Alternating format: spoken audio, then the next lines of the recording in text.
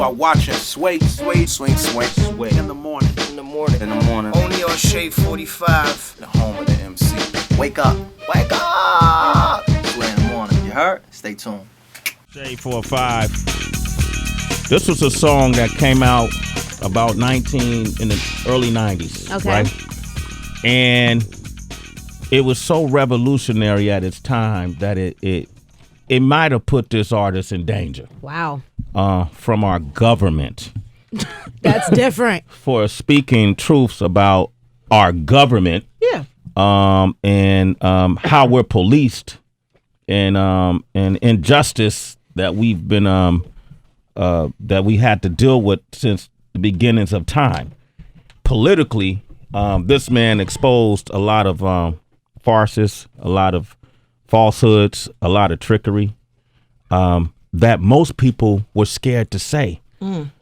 So much so that even his label that he was signed with at one point with the Sleeping with the Enemy album dropped him because they couldn't hold the pressure of the truth that this man was speaking the way he saw it. There was a song that he had where people cringed because he depicted what they call fantasy killings of then President Bush, the first one. Wow. There were theories that he talked about based in and around Illuminati that DJ Wonder constantly questions, that scared folks. He had album covers holding guns. He had artwork with planes headed towards the Twin Towers? Twin Towers. The White House. The White House. Okay. The White House. Wow, that's crazier. And because of that, I'm sure he's been on America's Most Wanted list ever since. But he spoke for the people, and he sacrificed for the people in the sense that, his career, he's put out now 11 albums, working on 11 studio? 6 solo. 6 solo. Yeah. 6 solo albums. Just dealing with other folks too. And dealing with other folks. Right. And he's with us today. And here's the irony, Heather B. All the things he's been saying since day one are applicable to what's taking place in our society today. Decades later. Him and I worked on music together. Oh, wow. Actually did a song together. Yes. Him and I used to perform on the same stage together. That's dope. And when King Tech and I first came on the radio in the 90s, we were able to do exactly what we're doing right now. Give him a platform to speak his truth. The one and only Black Panther of hip hop, Paris. Is here, ladies and gentlemen. Welcome. Might have followed that up, man. Yeah, man. What you got to say, Paris? It's my title card. Man, how you been? I'm good, brother. I'm good. Let me say this too, man. I'm sitting next to you, man. I see how you been. Congratulations. Thank you. To the fullest. Yeah. Both of y'all, really, you know. You. It means a lot insane. because he's been with us since the beginnings. And a very intelligent man, very educated man. Paris back then was already independent minded. So when you think about the DIY generation we're in now, Right. That's right. we were doing that then. Yeah. You had your own record company, you have merchandising, right? A lot of that was out of necessity. Okay, let's speak on that. When you get dropped, you Yeah. know, you got to do what you got to do. And I, from a very early point in my career, I knew that there was a particular route that I wanted to take. That I wanted to have music that was enlightening, that I wanted to have no filter in terms of what it is that I was bringing to the table, and the ideals of self-sufficiency played into that very early, and especially when you and I can count. My degree is in economics, so when I start looking at the contracts and recognizing who was really getting paid and who owned what and in perpetuity, which means forever, I realized that was not a route that I could take. And so really when I put out Sleeping with the Enemy and the Bush Killer track, that was really kind of a blessing in disguise, because that was the launching point for me being completely independent, and then reaching out to people, reaching out to like-minded people, and I been doing it for a while, and then I kind of backed away from it for a minute, kind of surveyed, the landscape as times changed and gangster rap really came to the forefront. And then 9/11 hit. Yeah. You know, and on 9/12 everybody got dropped. You know, there was no outlets for anybody that had anything to say, speaking out against the government, any voices of dissent, any people who were discontent with our condition, you know, got put on the back burner, and everything was, you know, this era of kind of pseudo patriotism was going on. You know, this knee jerk response where everybody was rah rah America and not paying attention to anything that was really going on, right? And so a lot of us found ourselves without a voice, and so I started my label, Gorilla Funk, to basically be a spot where like-minded folks could come together. I started hitting up, you know, my peers. I reached out for Public Enemy and Dead Prez and Immortal Technique and, you know, Cam, all these, you know, all of these people who I've always respected to come on board and be a part of it. And, you know, it is probably one of the only outlets that exist that way, that's dedicated to that kind of music, and it is it's being received well. Yeah, you know, so I'm able to keep doing it, and you know, I'm very appreciative. As a young man, you said you made that conscious decision to make sure that your music spoke this truth, that this is the direction you chose. Right. What were some of the things that you uncovered that alarmed you? The cool part, man. So when I got out of school, I went to UC Davis, right? I got out of school, and then I realized I went to go see Minister Farrakhan speak at the Kaiser Convention Center. Yeah, and I was at that. Yeah, you know what I'm saying? Yeah. And realized, and I was there with Marcus Clemens. That's like Marcus Clemens, K-Pool, pioneering DJ and hip hop, exactly. From the Bay Area. K-Pool. Exactly. Yeah. So I went there, man, and I realized that I didn't know what the hell he was talking about.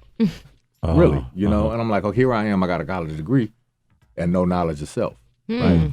And so I started doing independent reading. I became FOI. You know, I was FOI for, I don't know, 3.5 years. That's Fruit of Islam. Right. And then, and just began soaking up information that I couldn't get elsewhere, or that I didn't get elsewhere. And been doing, you know, did a lot of reading, and that was augmented by traveling, you know, and then of course, hip hop at the time played a large part in raising my awareness also, like you and everybody else, you know, because contrary to what's going on right now, the exception to the rule was foolishness back in the day. You know what I'm saying? And now the exception to the rule is anybody talking some sense. You know?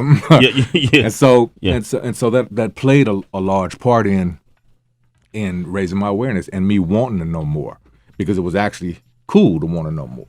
You know, it was cool to know about yourself and to be a part of it, you know, and community building and you know, dealing with each other on a one-on-one basis, and you know, artists getting together, and you know, activism in the community. All of that was embraced by this new form of music that we all created. Yeah, you know, we were there from the inception. So, you know, I have very strong feelings about hip hop, because as you do, because we were a part of it. You know, we were there from the inception, and I've seen throughout the course of the last 20 years it slip away from us, right? And you know, things consolidate and outlets disappear and labels disappear, and you know, there are fewer and fewer spots for people to be heard, and those spots more often than not are populated by fluff. Yeah, you know, and populated by people that don't have anything necessarily of value. They're not value added to the community. You know, those are the kind of acts that get love, right? And the labels that put that out, same thing.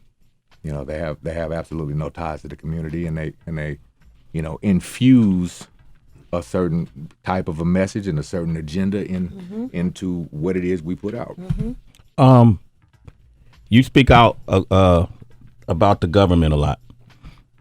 You always have. Day one, like, it was almost like, hey man, I'm peeling back the curtain. I want you to see, like, there's no real whiz at Emerald City. In Emerald City. Right. It's, in fact, there's something totally opposite of what you think. You think the whiz is here to help you, but they're actually hurting you.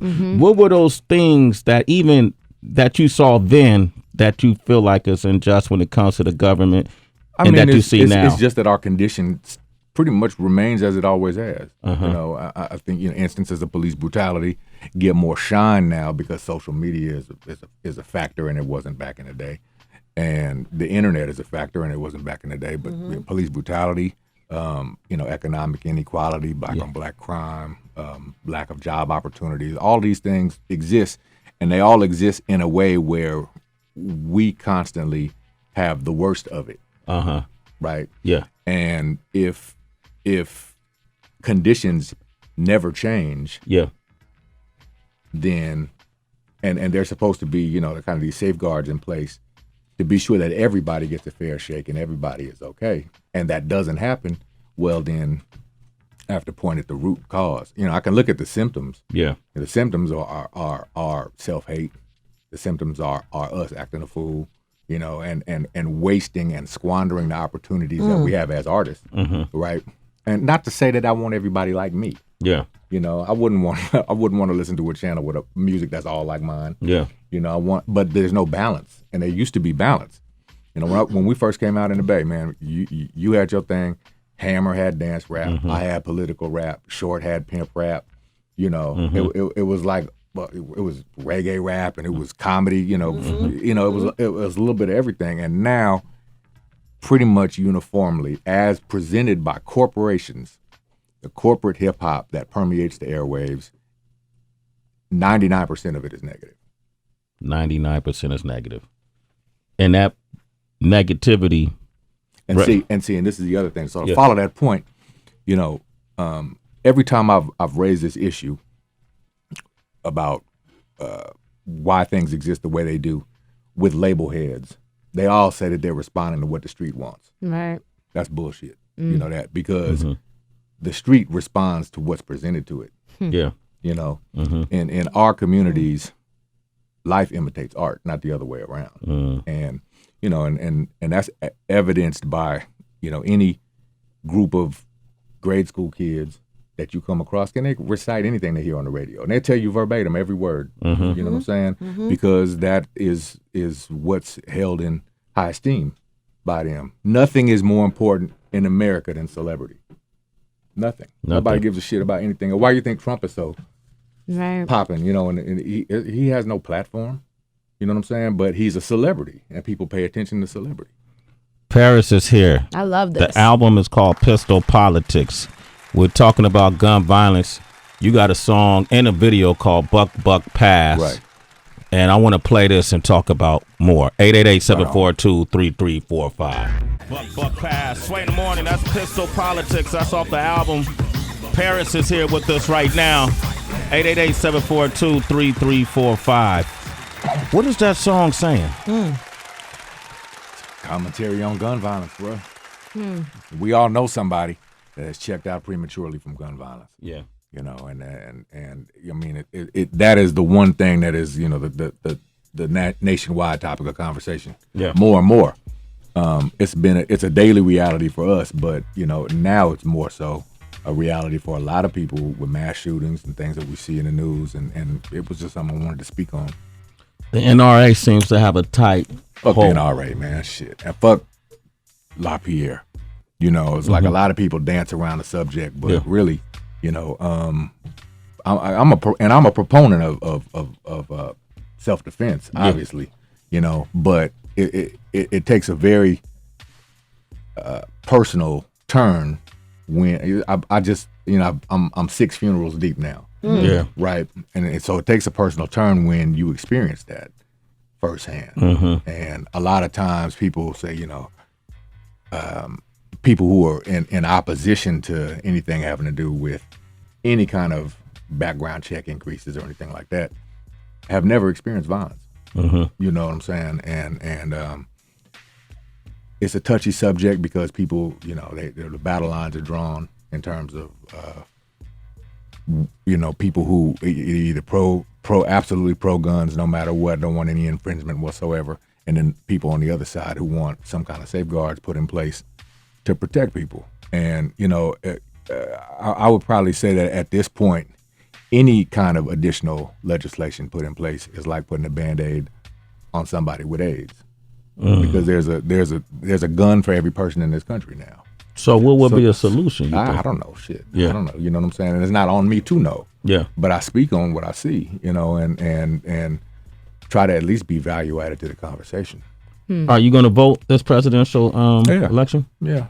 What do you think of Donald Trump? I mean, his election. GOP, man, I'm not even on that page. I think that is very much, I've heard it called a clown show, Yeah. and we see that, though. Anybody that's paying attention. And, by the same token, I saw the Democratic debate too, and all I know is they're war hawks on stage, and when you're pro-war and prone to get us into conflicts unnecessarily, I see very little difference between the parties. Paris is here. 888-742-3345. We got Danny on the line from Texas. Hey, What up, Danny? What up? Hey, Danny. What up? Danny, what's happening? Hey man, just touch on what you were talking about a little bit earlier on, what's being pumped into the streets and what the difference is now with music, how it was back then. And one of the things that Sway touches on a little bit, because I'm a long time listener, is the difference between hip hop and rap and what's being put out now. Mm-hmm. You know what I mean? Now it seems everybody can, lay a beat, spit some kind of rap over a beat and slow it down, or not even, say full words. And that's what everybody likes right now, compared to, like I said, back in the day when you had a variety of what you wanted to listen to. The problem with that now is, with kids, I got kids, man. I grew up on old school hip hop. I like a lot of the West Coast stuff, but now listening to what's on the radio and hearing what they're listening to is kind of like, what kind of shit is that? You know what I mean? There's nothing. I don't want my kid listening to that because, like you said, it's all negative. And, you know what I mean? I want my son to know, hey, man, yeah, you sold drugs, you came out of the hood, whatever. That's cool. You shot some people, whatever. I don't want my kid to know that, man. Come on. That's not being an art form at all.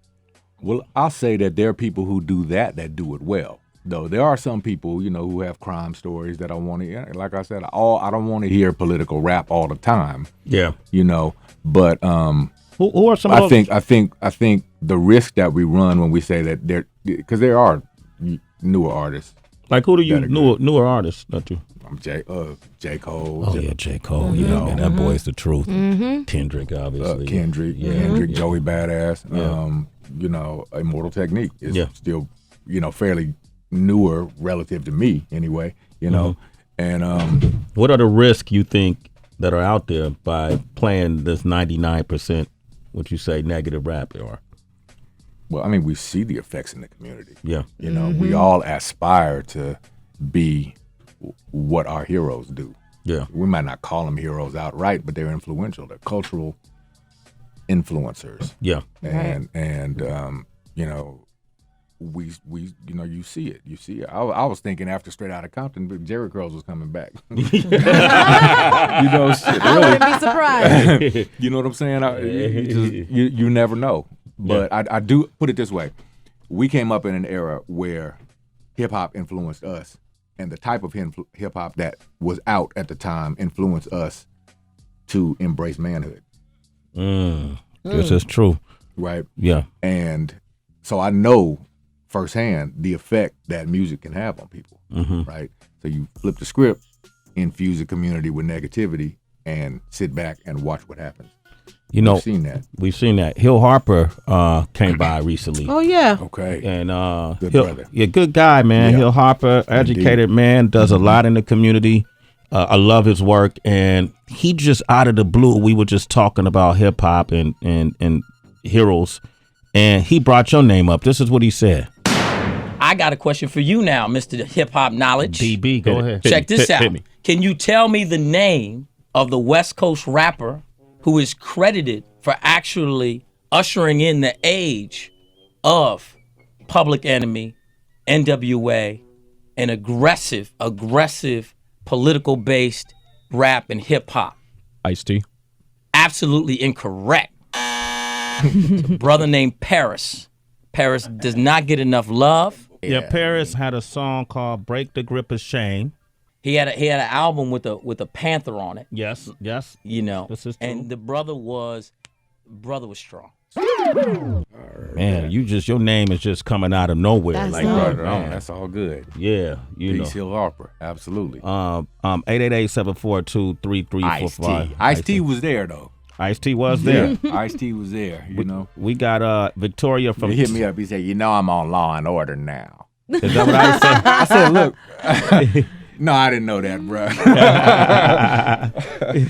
That's Ice, but he's doing great for himself. Yeah. He is. That's my Yeah. brother. Let's for go sure. to line. Let me see if my lines are working here. Wonder. See, Paris start talking about the government and the lines start Shit, messing yeah. up. Sway, Shit I start noticed happening, that man. too. Did you Someone notice that? listening. Go to line 6 for me, DJ Wonder. We prepped for this now. Right on. All Yeah, right, we yeah. got Victoria on the line. Hey, Victoria. What's up, Victoria? Hey. Hello, Sway, Paris, Peace. Heather. What's happening? Hey. Tracy. Yeah. I grew up in the Bay Area. I listened to KNEL. And Paris, I just had a question about Conscious Daughters. Mm. Are they still around? No, Carol Smith, who was one half of the daughter, she passed away a few years ago. Oh, no. Yep. Really? Yep, she sure did. Yep. Victoria, that's so interesting that you brought that up because I was going to ask him the very same question. Sway actually brought up the Conscious Daughters while the music was playing, and that was going to be my question as well. So thank you so much for bringing that up and Paris having the opportunity to Yeah. share that with us. I didn't know that either, Would you Victoria. give a little history on Conscious Daughters, Paris, if you will? Well, yeah, I met them at the Impact convention. Oh, wow. Remember that? That's Yeah. like that's a throwback. That's crazy. And they had a demo, and I listened to the demo, and I said, they got it. Let's listen to him a little There you bit. go. Wow. Who is that cat spitting? Wow. Spitting venom. Who is that? Wow. Man, I got to get back to my old self, man. Come on You now. better get them Come bars. on now. So Man. speak on that. We was in the front lines, bro. Like that. In the trenches. Yes. You know, KRS-One recited a quote. I'm going to paraphrase it. Okay. And I always bring this up before I went to MTV because I know it shocked you when I went to work at MTV. You know. I was just happy to see you doing it. Yeah. Really. And this, man, it's phenomenal. Thank you. And he said if you got a problem with the world the way it is today, if you're not a part of an organization or a collective or a movement that's against the establishment by the time you're 18, then you have no heart. Damn. And he says, Sway, you got an opportunity to go work for one of the biggest media corporations on the world with the largest youth platform. And if by the time you're 25, you're not a part of that same establishment that you were fighting against, then you have no brain. There it is. There it is. So when I went to MTV, I was fighting still Right. and had to figure out how to navigate in that so we could implement that balance you were talking about. Otherwise, it doesn't happen. Right. Same here on Shade 4-5. There it is. It's the same fight, Yeah. right? Yeah. But and the other thing too is you can't make chicken soup out of chicken shit. I mean, for real, because you can only play what you can play. You know Yeah. what I'm saying? If there are certain things that if the pickings are slim for current music that's being put out that rails against the system, then what are you gonna do? Play a bunch of old shit? Yeah. So it's like we got to stay at it. We got to stay. Like Cam is staying at it. Immortal Technique is staying at it. PE is staying at it. I'm staying at it. Dead Prayers is at. It's like we're there.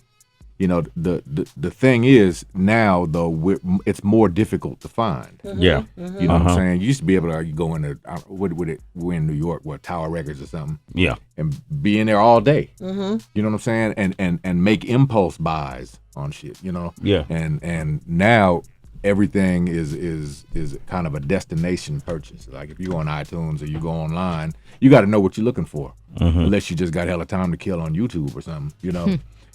And so it's more difficult to be heard. So yeah, a platform like this is absolutely appreciated. And as long as you're willing to get down, I'm willing to get down, and those like me are willing to get down. I'm willing to get down. Yeah. You willing to get You down? already know. Tracy, you willing to get down? Count me in, yo. Hello. What do you think? President Obama. I know when President Obama was elected to office, a lot of people said, "Hey, man, our racial divide is over." There's a post-Obama Man, it's era. worse than it's ever been, at least in my lifetime. Do you think his presence, though, and his accomplishment may have made it? Exacerbated it. Yeah. Yes. Yeah, because you have people who are now galvanized in opposition to anything black as a result of that. So yes, I'll say that. But I'll also, and I can't completely let him off the hook though, because there's a lot of things I would like to have seen improved upon that I haven't seen. You know, a lot of broken promises and things that have not transpired. Our condition is as bad, is worse now that he's in office.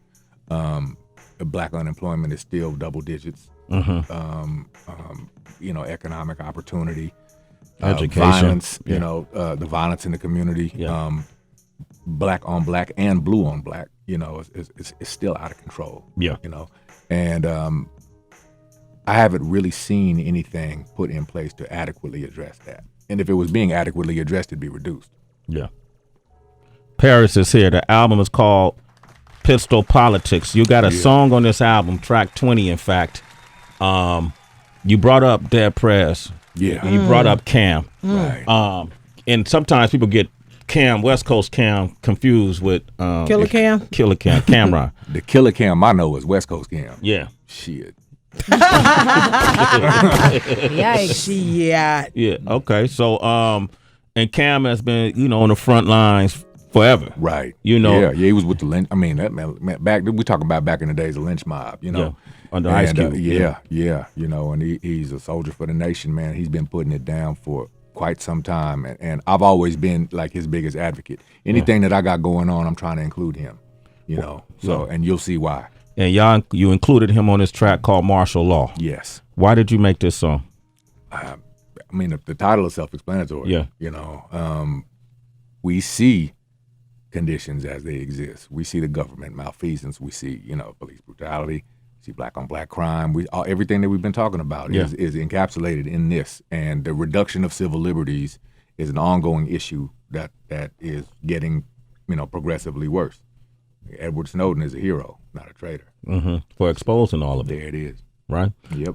This is called Martial Law. It's featuring Dead Prez and Cam. Paris. The album is Pistol Politics. Available now. You can download it on iTunes, right? Yeah. It's everywhere. Best Buy, Target. Shit, I was like, you got in Target? Yeah. Damn. How'd you do that? Target, Best Buy, Amazon, you know, all the major outlets. Chances are you got to order it. Yeah. You know, through those websites, and you know, and it of course in the stores it's a little heavier on the West Coast, but it's there nonetheless. Martial Law. Oh, that's off the Pistol Politics album. Paris is here. 888-742-3345. We got Corey in Colorado on the line. Corey. Corey, what up, man? Corey, what's happening? Hey, what's going on, fellas? Good. First of all, I'd like to say this to Sway and Heather B and all y'all. Y'all holding it down for hip-hop big time. Yes. I'm a long-time supporter, first-time caller. Thank and you. I'd like to say I love you all, and you keep doing your work. Thank now, also, I'd like to say to my man Paris, What's happening? man, I've been a supporter for you since my brother bought the first Devil Made Me Do It album back in the 90s. Right on. Thank you. And right now, man, I still support you. I got all your music, man. Right on. You are what hip-hop needs. Well, shit. You are the essence of hip-hop. I'm humble. And this is, I will always support somebody that's talking the truth. Thank you. And, Thank you. And me being an OG now, you know, but growing up from a young pup up until now, hearing your music, I remember my boys on the street, the gangsters on the street here in Colorado, they was like, who's that? We don't want to hear him. He's all pro-black. I was like, man, y'all don't know what you're talking about. And then when that Gorilla Funk album came out, with the song which you did with the Conscious Dollars, and by the way, my condolences to her, the one that Bring It To You. That's right. That Bring It To You. Yeah. When they heard that and seeing how police was riding down, whooping on people, man, they came I'm about with to it. say, now. man, you know, you'll put a few years on it and shit, and see, you know, start paying your own bills and shit, and see what's happening in the streets, man. You turn around and you see exactly where I'm coming from. That's what's up. Hey, You know, Corey. I appreciate that, Corey. Hey, man, really. And you're a citizen. A Sway in the And morning. pick up that album, Pistol Politics. Paris on, is bro. in the studio. All right. Pash, you know what I'm curious about? A lot of people would say that those who fight for LGBT rights, but that movement is comparable to, you know, black people across the nation just fighting for the right for civil liberties. How do you feel about that? Should those two conversations never merge? You know, I don't really have an opinion on that. I'll say this: I believe that people should do what they want to do. Okay. You should be able to, you know, be with who you want to be with, marry who you want to marry. I'm not tripping. right? And in the same way that I don't put my personal business in the street. Right. I don't. You don't know shit about me personally outside of what I want you to know. True. Right. And I think that could be a concept that could be applied to everybody. I don't give a fuck who you dealing with in the bedroom. I don't. As long as you are cool with me and you treat me respectfully, I'll do the same. I'm into Really. that. You know what I'm saying? And I don't believe in any legislation that is designed to repress people. Right. And so, a lot of conversation that we're hearing from Republicans now are talking about introducing legislation that would, in effect, repress people's rights.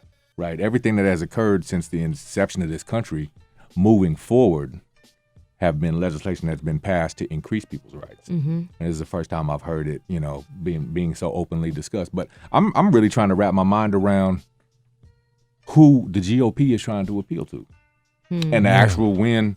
I mean, not that I'm a huge, fan of the Democrats, but when I look at somebody who systematically disses Black people, Mexican people, all people of color, poor people, women, Right. homosexuals, who's left? That we want to fuck with, and if you are in any of those groups and you are riding with them, how can you, in effect, feel good about yourself and hold your head high? I don't see it.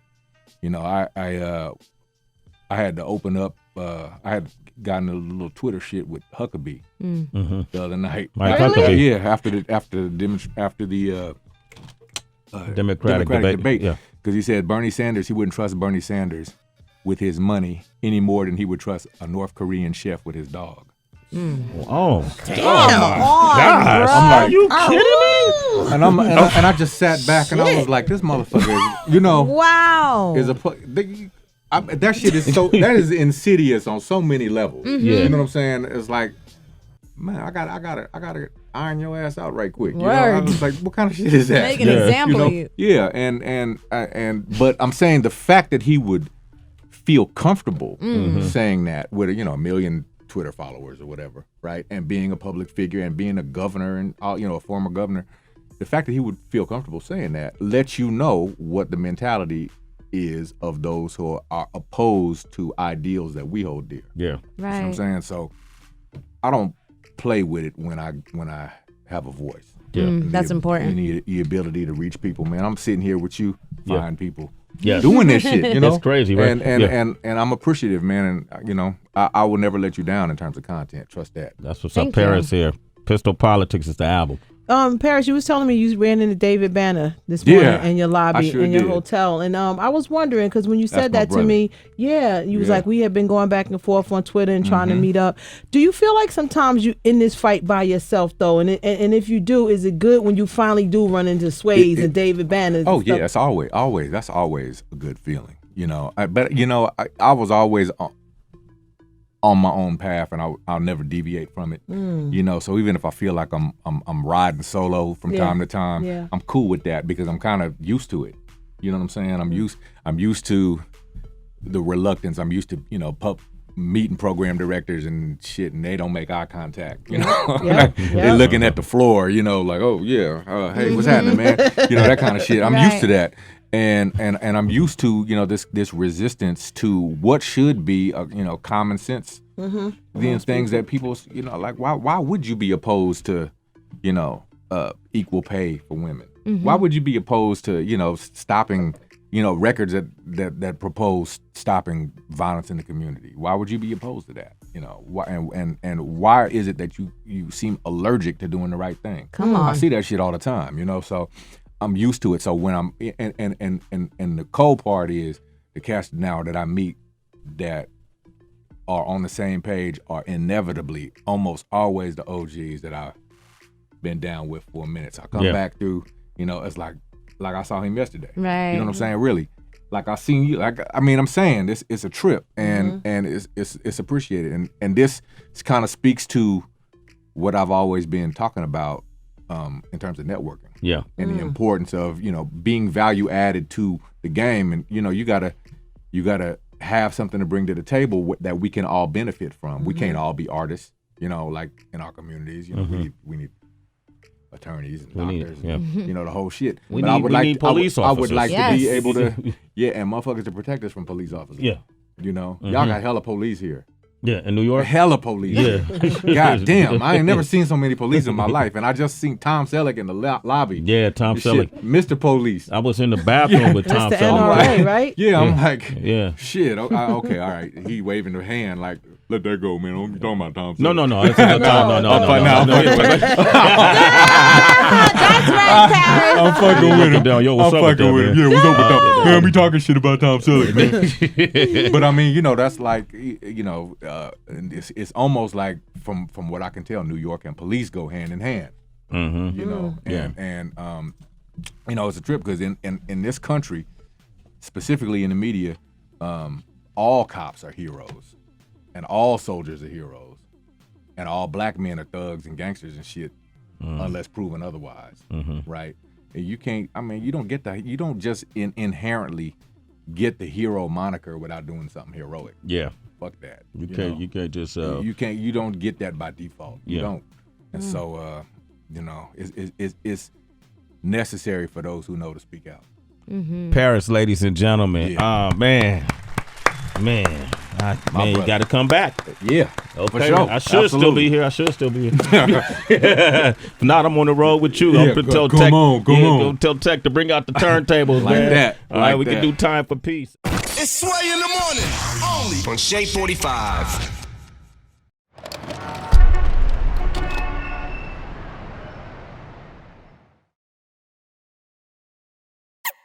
Kilo.